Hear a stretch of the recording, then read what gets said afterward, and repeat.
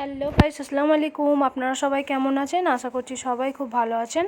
আলহামদুলিল্লাহ, আল্লাহর রহমতে আপনাদের ভালোবাসায় আমিও খুব ভালো আছি। তো চলে এলাম সিজনের একেবারে শেষের দিকে। আজকে আমি বানাবো পদ্মা ইলিশ। তো ইলিশের রেসিপি আপনারা বিভিন্ন ধরনের বানিয়েছেন, তো চাইলে একবার এই রেসিপিটা ফলো করে দেখতে পারেন। দুর্দান্ত লাগবে খেতে। তো দেখেই বুঝতে পারছেন কতটা লোভনীয় হতে চলেছে।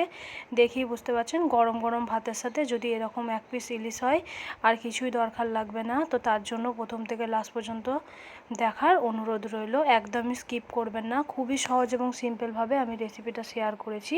তো এটা ছিল একেবারে বাজারের ফ্রেশ পদ্মা ইলিশ। তো 1 কেজির ওপরের ওজনটা ছিল, তাই মাছের টেস্টটা খুবই সুন্দর। তো আপনারা যে কোনো এমনি ইলিশ মাছ দিয়েও এই রেসিপিটা বানাতে পারেন। তো আমি আজকে এই পদ্মা ইলিশ দিয়েই আমি সরষে ইলিশ বানাবো। তো তার জন্য প্রথম থেকে লাস্ট পর্যন্ত পুরোটা দেখার অনুরোধ রইল। তো চলুন, বাজার থেকে নিয়ে চলে এসেছি একেবারেই ফ্রেশ ইলিশ মাছ। তো ইলিশ মাছটা দেখেই বুঝতে পারছেন কতটা বড়। তো মাছটা প্রথমেই আমি মাছগুলোকে পরিষ্কার করে নিয়েছি। দেখুন কতটা সুন্দর লাগছে, একেবারে রূপোর মতো চকচক করছে। তো আপনারা দেখেই বুঝতে পারছেন এটা শুধু ইলিশ না, এটা হচ্ছে পদ্মা ইলিশ। তো এই মাছটা রান্না করার অনেক দিন থেকেই ইচ্ছা ছিল, তো বাজারে ঠিকঠাক মতো পাওয়া যাচ্ছিল না, তাই পেয়ে গেছে। তো আজকে এই মাছটা দিয়েই আমি একটা রেসিপি শেয়ার করব। তো দেখুন মাছগুলোকে খুব ভালো মতো পরিষ্কার করে নিয়ে আমি এবার পিস করে নিচ্ছি মাছটা। তো দেখেই বুঝতে পারছেন কতটা ফ্রেশ। আর মাছটা কিন্তু অনেকটা বড় থাকার জন্য মাছের ভেতর কিন্তু দেখুন ডিম আছে। তো এরকম ডিম দেওয়া মাছই কিন্তু খেতে খুবই ভালো লাগে। তো দেখুন আমি মাছটা কেটে নিয়েছি। তো কেটে নেওয়ার পর এতগুলো পিস বার হয়েছে। তো চলুন, যতটা আমি রান্না করব মাছগুলো খুব ভালো মতো ধুয়ে আমি পরিষ্কার করে নিয়েছি। তো আমি এখানে দেখুন 5টা পিস নিয়ে নিয়েছি। দিয়ে আমি এখন ম্যারিনেট করে রাখবো। প্রথমেই দিয়ে দিচ্ছি হলুদ গুঁড়ো, তারপরে দিয়ে দেবো লঙ্কা গুঁড়ো, তারপরে দিয়ে দেবো স্বাদ মতো লবণ, তারপরে আমি দিয়ে দেবো সামান্য একটু সরিষার তেল। তো সরিষার তেলটা দিয়ে মাখিয়ে রাখলে খুব সুন্দরভাবে মাছটা ম্যারিনেট করা থাকে। আর ভাজার সময় তো খুব সহজে কিন্তু ভাজা হয়ে যায়, এতটুকু কিন্তু ভেঙে যায় না। তো এই সিজনে আপনারা কেমন কি ইলিশ মাছ রান্না করলেন, কোন রেসিপিটা আপনাদের পছন্দ বেশি, অবশ্যই সেটা কিন্তু জানাবেন। তো আমি আজকে খুবই সহজ এবং সিম্পল ঘরোয়া রান্না খুবই সহজ, ঘরে থাকা যে উপকরণগুলো সেগুলো দিয়ে আমি আজকে এই সরষে ইলিশটা বানাবো। এমনি মাছের অনেক সুন্দর টেস্ট, অনেকটাই বড় মাছটা, তার জন্য টেস্টটাও খুবই ভালো আসবে। তো মাছের পিসগুলো দেখেই বুঝতে পারছেন কতটা বড়। আর প্রত্যেকটা মাছে কিন্তু ডিম আছে। তো আমার এরকম ডিমওয়ালা মাছই খেতে ভালো লাগে বেশি। তাই আমি বলেছিলাম একটু যে মাছের ডিম থাকবে সেরকম দেখে নিয়ে আসতে। তো চলুন আমি পেস্টের জন্য কী কী নিচ্ছি দেখুন। প্রথমে নিয়ে নিচ্ছি আমি এখানে বড় সরষে, বড় চামচের 1 চা চামচ। তো ছোটোটা নেবেন না, ছোটোটা নিলে কিন্তু তেতকুটে হয়। তারপর ওই চামচেরই দিয়ে দিচ্ছি আমি এখানে পোস্ত। তারপরে আমি এখানে দিয়ে দেব কাঁচা লঙ্কা। তো আপনারা পরিমাণ মতো কাঁচা লঙ্কাটা দিতে পারেন। যেহেতু আমি এখন পেস্টের জন্য এখানে 4টে কাঁচা লঙ্কা দিচ্ছি, তো আমি পরে আবার কাঁচা লঙ্কা ব্যবহার করব। তারপর আমি এখানে দিয়ে দিচ্ছি সাদা সর্ষে, 1 চা চামচের একটু কম। তারপর দিয়ে দেবো সামান্য একটু লবণ, তারপর দিয়ে দেবো সামান্য একটু সরিষার তেল।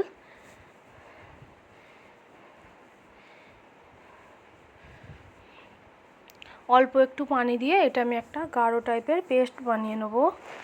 তো চলুন যতক্ষণ পেস্টটা বানাচ্ছি মাছটা ফ্রাই করে নেওয়া যাক। তো মাছ ফ্রাই করার জন্য আমি এখানে একটা ফ্রাই প্যান বসিয়ে দিয়েছি। তো খুব ভালো মতো গরম করে আমি সরিষার তেলে আজকে পুরো রান্নাটা করব। সরিষার তেলের ইলিশ মাছটা বেশি সুন্দর একটা টেস্ট আসে ঝাঁঝের জন্য, তার জন্য আমি পুরো রান্নাটা সরিষার তেল দিয়েই করব। তো দেখুন তেলটা গরম হয়ে গেছে। তারপরে আমি ম্যারিনেট করা মাছগুলোকে আমি দিয়ে দেব। কম ঝামেলায় এবং কম উপকরণে আপনারা এই রেসিপিটা একবার ট্রাই করে দেখতে পারেন, খেতে কিন্তু দুর্দান্ত হয়। তবে মাছগুলোকে হালকা একটু ফ্রাই করে নেব। তো আপনারা চাইলে নাও ফ্রাই করতে পারেন, কিন্তু একবার এইভাবে হালকা ফ্রাই করে দেখতে পারেন, খুবই ভালো লাগবে খেতে। তো তেলটা গরম হয়ে যাওয়ার পর আমি মাছগুলোকে দিয়ে দিয়েছি। তো কিছুক্ষণ এক সাইডটা আমি একটু লাল করে ফ্রাই করে নেব। তো খুব বেশি লাল করা চলবে না, তাহলে কিন্তু মাছের টেস্টটা নষ্ট হয়ে যাবে। আমি দুদিকটা একটু উল্টে পাল্টে লাল করে উঠিয়ে নেব।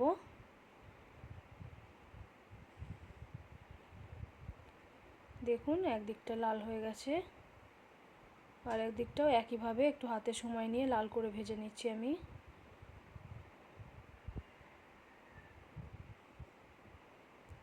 আমাদের বাঙালিরা হচ্ছে মাছে ভাতে বাঙালি, মাছ ছাড়া আমাদের একেবারেই চলে না। আর যদি হয়তো এরকম ইলিশ মাছ, তো আর কিছুই দরকার লাগবে না।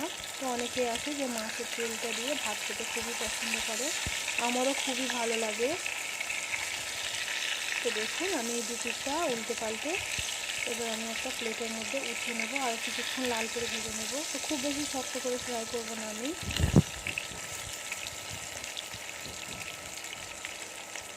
তো চলুন মাছটা ফ্রাই হতে হতে আপনাদের সাথে পেস্টটা শেয়ার করি।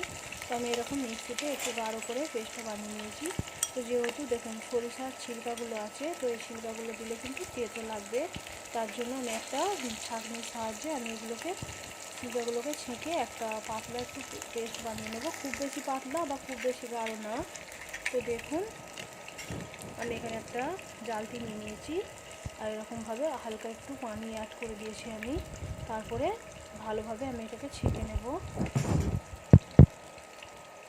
তো দেখুন চলুন পেস্টটা রেডি করে আপনাদের সঙ্গে আমি শেয়ার করছি। তো এরকমভাবে চামচের সাহায্যে আমি ইলিশ খাবেন আবার কুকার ইলিশ খাবেন। দেখুন এরকমভাবে মানে একটা পেস্ট বানিয়ে নিয়েছি। খুব বেশি গাঢ় বা খুব বেশি পাতলা না। আর এই ছিলকাগুলো বাদ দিলে তখন কিন্তু আর তেতো লাগবে না। খুবই সুন্দর একটা গ্রেভি হবে আর খেতেও খুবই ভালো লাগবে। তো দেখুন পেস্টটা আপনাদের সাথে আমি শেয়ার করছি কেমন পজিশনে রাখতে হবে। তো দেখুন খুব বেশি গাঢ় বা খুব বেশি পাতলা কিন্তু না। তো মাছ থেকে কতটা পরিমাণে তেল বার হচ্ছে দেখি বুঝতে পারছেন। তো মাছগুলোকে আমি এক এক করে এবার উঠিয়ে নিচ্ছি একটা প্লেটে।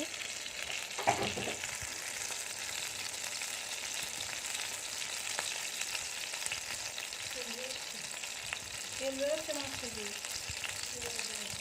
খুব বেশি আমি কিন্তু ফ্রাই করে নিই, দেখি বুঝতে পারছেন।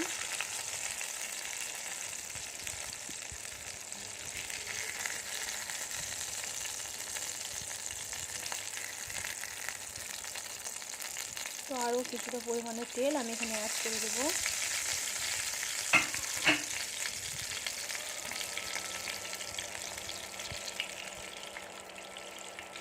তো তেলটা খুব ভালো মতো গরম করে নিয়েছি।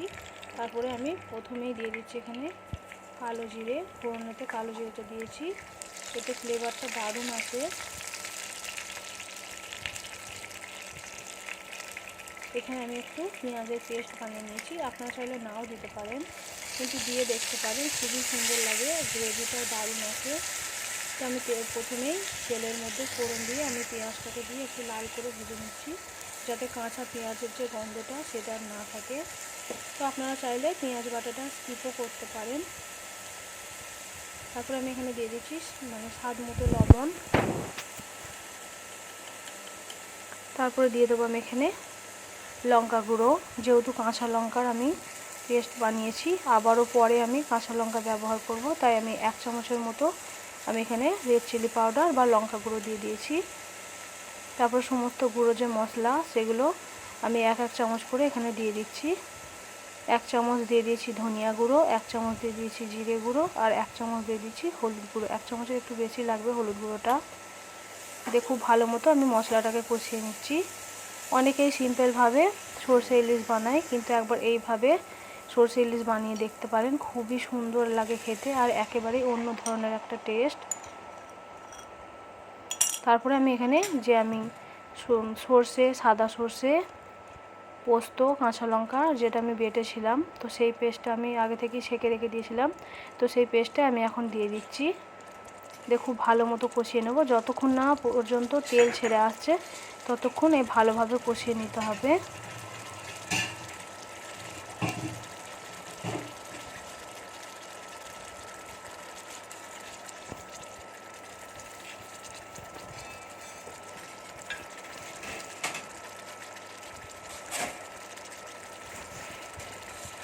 তো দেখুন মাঝে মাঝে একবার করে আমি নাড়াচাড়া করে নিচ্ছি যাতে না ধরে যায়।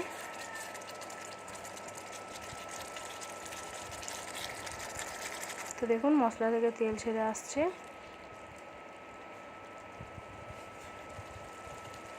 তো আমি আবারও ঢাকনা বন্ধ করে 1 থেকে 1.5 মিনিট মতো একদম স্লো ফ্লেমে দিয়ে রাখবো, যাতে মশলার গন্ধটা ভালোভাবে চলে যায় আর মশলা থেকে তেল ছেড়ে আসে। তো দেখুন যে এক্সট্রা পানিটা ছিল সেটা কিন্তু শুকিয়ে গেছে, মশলা থেকে কিন্তু তেল ছাড়া শুরু হয়ে গেছে, দেখেই বুঝতে পারছেন।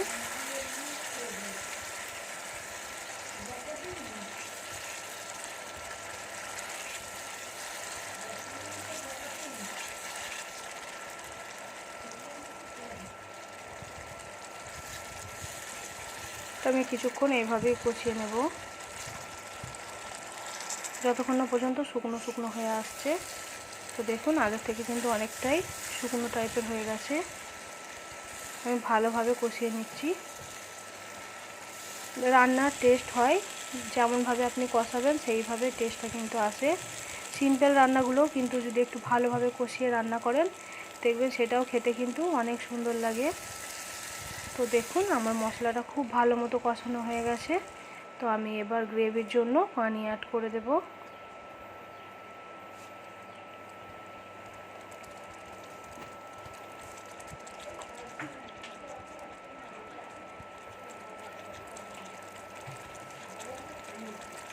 তো দেখুন আমি আরও কিছুটা পানি অ্যাড করে দিচ্ছি, যেহেতু মাছটা দিয়ে আমি কিছুক্ষণ ফুটিয়ে নেব তার জন্য আমি আবারও কিছুটা পানি অ্যাড করে দিলাম।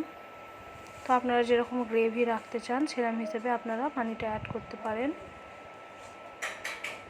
তো দেখুন ঝোলটা ফুটে উঠলে আমি এবার ভেজে রাখা মাছগুলোকে দিয়ে দেব এক এক করে। তো মাশাআল্লাহ কালারটা দেখুন অনেক সুন্দর এসেছে।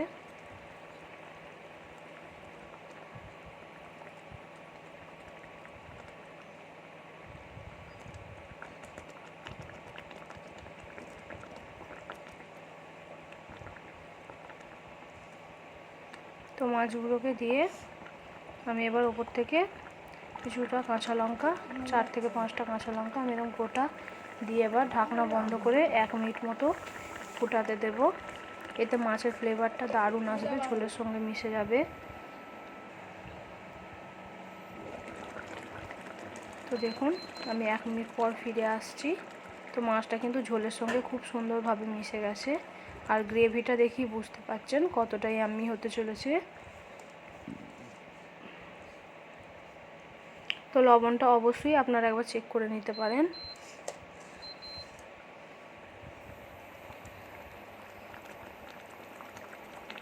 তো দেখুন গ্রেভিটা দারুণ হয়েছে। তো আমি একদমই গ্যাসের ফ্লেমটা এবার বন্ধ করে দেব। লবণটা একদম টেস্ট করে নেবেন আপনাদের স্বাদ মতো। তো আমার লবণটা একেবারেই ঠিক হয়েছে, তাই আমি আলাদা করে কোনো লবণ আর অ্যাড করছি না। তো ওপর থেকে আমি একটু কাঁচা সরিষার তেল দিয়ে দেব, তাহলেই কিন্তু আমার এই সরষে ইলিশ বা পর্দা ইলিশ রেসিপিটা একদমই রেডি হয়ে যাবে। তো আপনাদের কাছে কেমন লেগেছে অবশ্যই কিন্তু লাইক কমেন্ট শেয়ার করবেন আর চ্যানেলে নতুন হয়ে থাকলে চ্যানেলটিকে সাবস্ক্রাইব করে রাখবেন, অল নোটিফিকেশানটাকে অন করে রাখবেন এরকম সুন্দর সুন্দর ঘরোয়া রান্নার রেসিপিগুলো পাওয়ার জন্য। অবশ্যই আপনাদের এই কাজটি করতে হবে। আর আপনাদের কাছে একটাই অনুরোধ, স্কিপ না করে একটা লাইক দিয়ে ফুল রেসিপিটা দেখার অনুরোধ রইল।